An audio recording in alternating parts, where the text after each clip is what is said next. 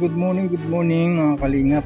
Dito na naman tayo sa sa Barangay Gimagaan.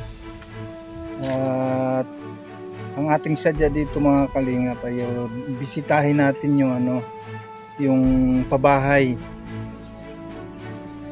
po ng Team Kalingap. Yung pabahay po dito sa Gimagaan mga kalingap na sa Team Kalingap, ito yung nasunugan. Para ma-update lang natin mga kalingap yung bahay na ito, para alam po ni Kuya Bal yung bahay dito sa Dunsol, Sorsogon. Kaya tara mga kalingap, at atin nang puntahan para malaman.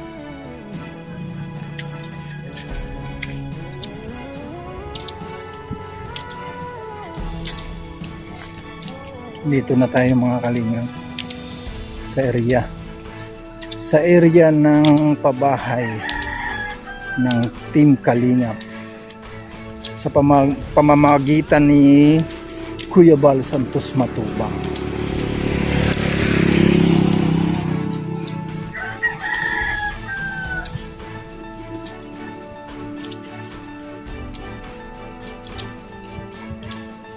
Hello.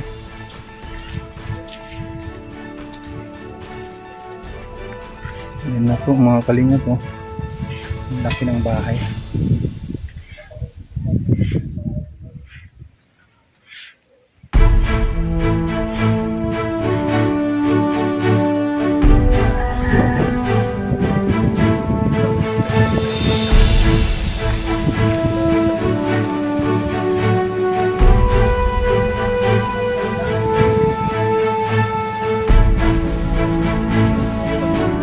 Yung dalawa po mga kalingap po, si Kier at saka si Kuya Raimundo Takbo Baglaris.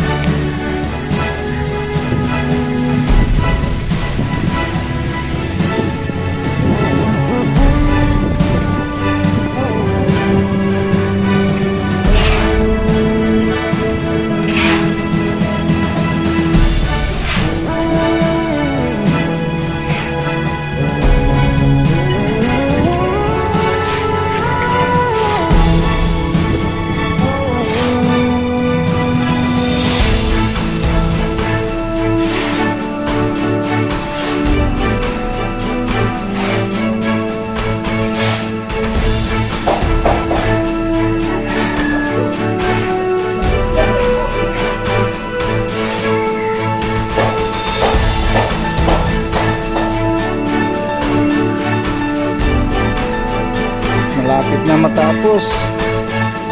Ilang timbot na lang matatapos na ito.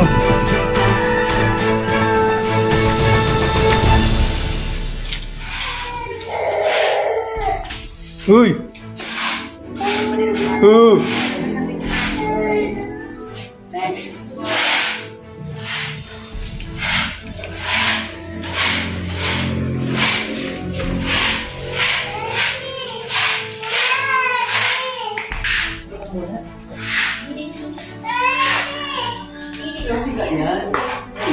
Yan, napilit na meron ng palitada dito sa loob. Yan Kuya Bal, yung bahay dito sa Dunsol, Sorsogon, Gimagaan.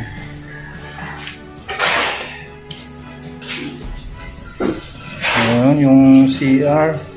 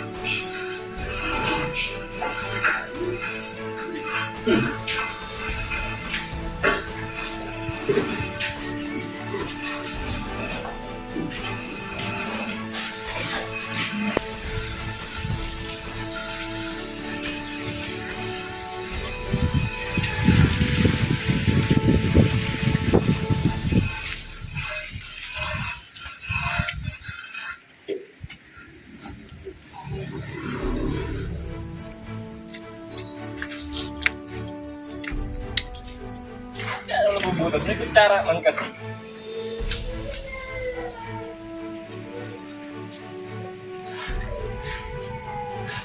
Kasalit-salit ka naman. Kasalit?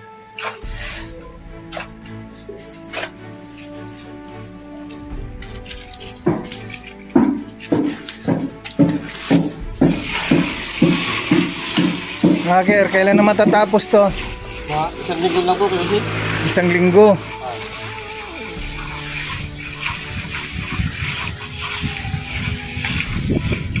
Wala na ano, wala nang kulang na ano, simento.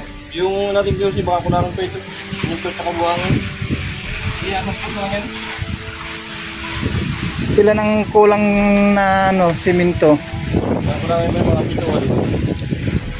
Ito. Buhangin. Tsaka buhangin. Pero meron po lang po din. Ang ito po lang nagbiray. No. Meron po kapon.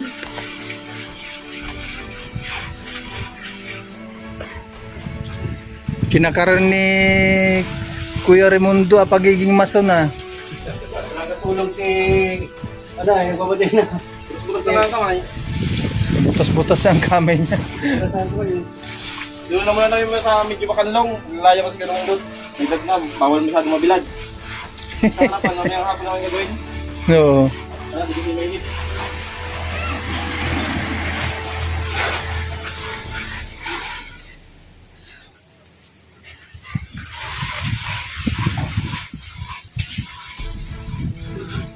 Kailangan talaga ay masunod saka ano, hindi po rin marunong na rin eh. No. Magkabilaan side hindi pa na ano na palitadahan. Yung ano, yung pitong ano ay 7 or 8 na simento at saka yung kalahating buhangin magkakasya na yun. Sa loob ng isang linggo kakayanin pa. Sudo daw po ito kay Vanessa eh. Kaya nga sabi ni Kuya Bal sa live, pag natapos dito, doon naman sa ano sa Mangkamagong kay Vanessa. Ha? Wala kami sariling service. Mga commute, dami namin dala. Itong gasol, gamit tayo pagkarpintero, at magamit tayo sa pambihisan, hindi kakasya sa van. Nahirapan kayo pag-commute. Di siyempre yung ano, yung magsusundo sa inyo dito yung ano. Siguro pag magpunta sila kayo van, magsakay na lang kami sa kanila. Oh, yung pag ano, kailangan talaga ano matapos muna ito. Para ano, para pag pumunta sila Kuya Bal, sabay na kayo. Overtime na namin, wala kayo. Oo. Ibis-ibisan namin ito. Ang nakaraan, medyo napat ng budget. Nakawala ng materialis. Oo.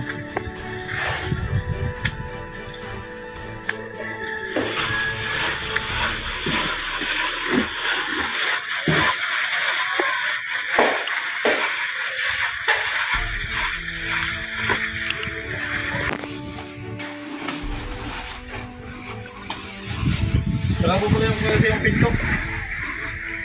Pinto, bakit? So dahil ito daw po ito mabili. Sa entrance tsaka sa exit. Oo. Sukat po nung ano is 80 cm ay by 210. Sa main door. Sa exit naman po ay 70 by 210. Di dalawang ay tatlo ay bali tatlo pang-apat yung CR. Kapa gawa na lang po ano yung CR. Maliit lang po yun. Oo. Kaya po nga ibilan ng gano'n sa dais. Kaya sarili pagawa po.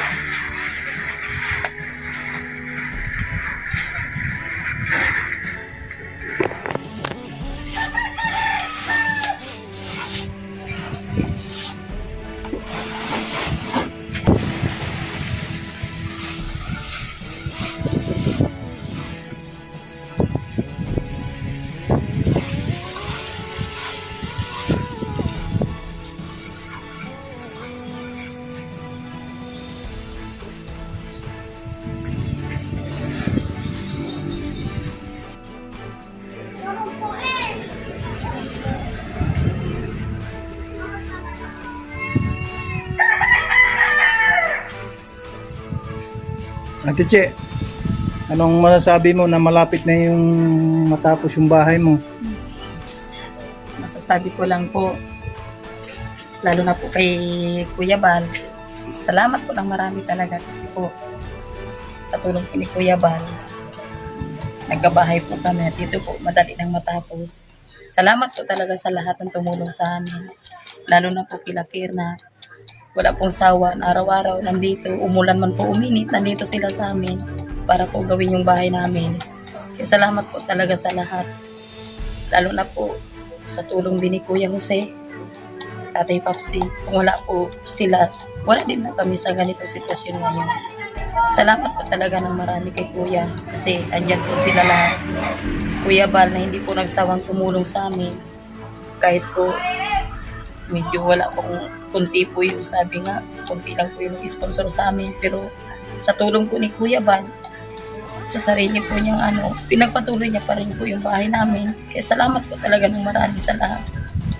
Kay Ate Hilna, kay Kalingap Rab, salamat po sa inyo, sa lahat po ng Team Kalingap.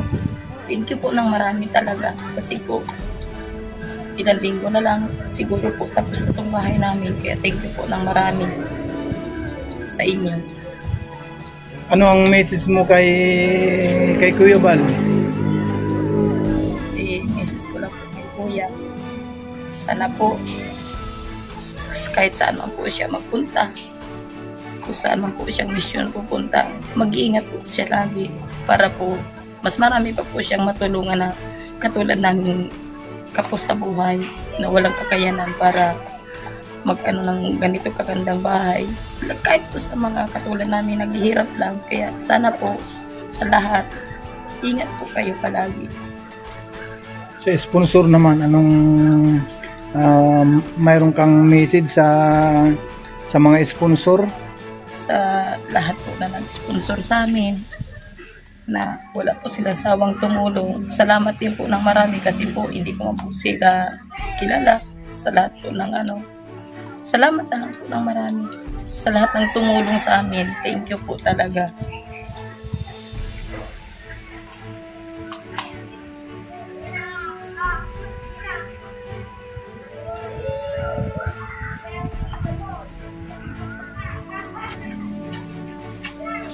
Yan na naman.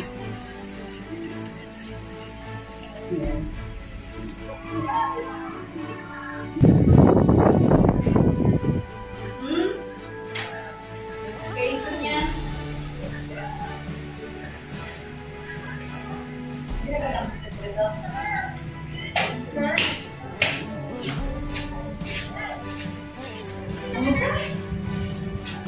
Bukay ka rin mo? Bukay ka rin mo? May lasang riyusin ko.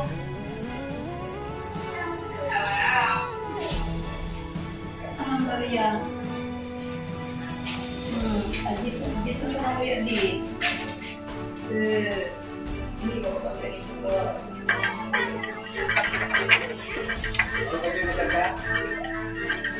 Kanta na rin. Sa akin? Oo. Pwede nga alisin mo na to, oh. Ito, alisin mo na. Maraming salamat po kay Kuya Bal na tumutulong po sa amin sa Team Kalingap po. Dahil nandyan po sila para tumulong sa amin. Pangarap po ni Mamang bahay na tupad na po.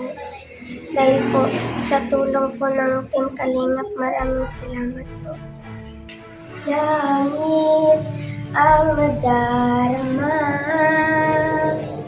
tindig ng puso ay kakaiba. Basta't kasama ka, wala akong mahiling pa. Sa taglay ng katangian at kabaitan mo, nabihag at umibig sa'yo ang puso kong ito. Hanggang langit ang pasasalamat at ika'y aking tinanggap na walang pag-alilangan.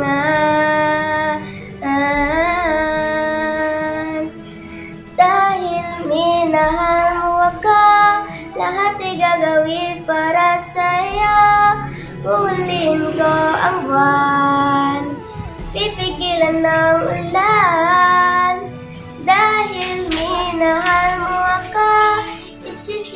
sa buong mundo.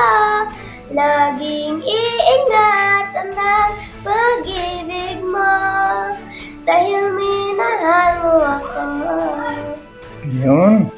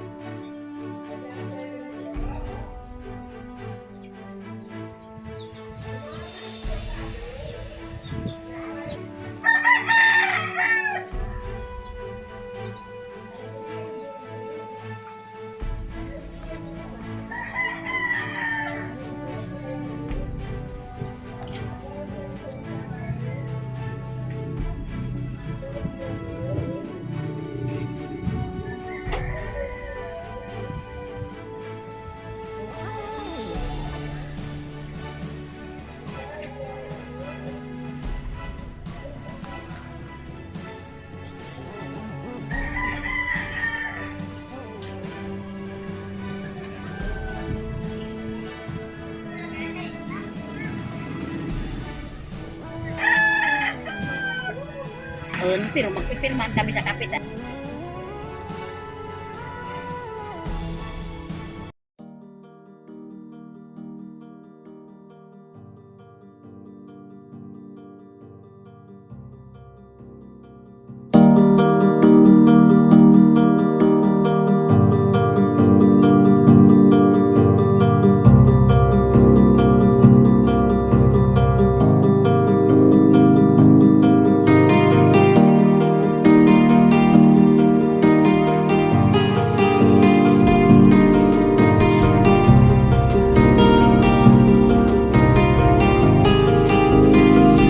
Para sa inyo, lagi nandyan siya at mag-aabot ng pag-asa.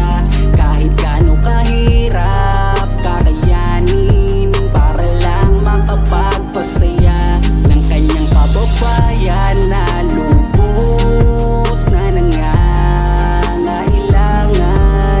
May Kalingap Jose, kayong kaibigan at palagi niyong masasandalan.